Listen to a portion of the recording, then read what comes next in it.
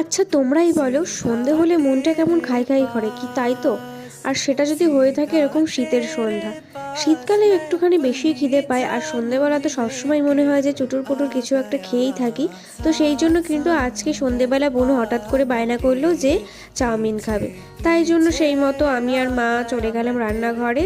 আর যেহেতু শীতকাল, শীতকালে তো অনেক রকমেরই সবজি ঘরে থাকে, সেই জন্য কিন্তু মটরশুঁটি, তার মধ্যে বাঁধাকপি, ফুলকপি, তারপরে গাজর সব কিছু দিয়েই কিন্তু ভেজিটেবলস একটা চাউমিন বানিয়েছিলাম। লাস্টে অ্যাড করেছিলাম সয়া সস, সাথে কিন্তু টমেটো কেচাপ।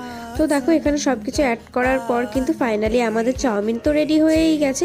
তারপরে কিন্তু সবাই আমরা ভাগ করে নিয়ে নিলাম, আর বোনকেই কিন্তু ফার্স্টে বললাম তুই টেস্ট করে দেখ কেমন হয়েছে। তো ও খেলো, খেয়ে বললো হ্যাঁ দিদিভাই বেশ ভালোই হয়েছে। তারপরে কিন্তু আমিও বসে পড়লাম, তো খেয়ে দেখলাম বেশ ভালো হয়েছে। আচ্ছা বন্ধুরা, তোমাদের এই মিনি ব্লগটা কেমন লাগলো অবশ্যই জানিও। দেখা হচ্ছে নেক্সট কোনো ব্লগে। টাটা।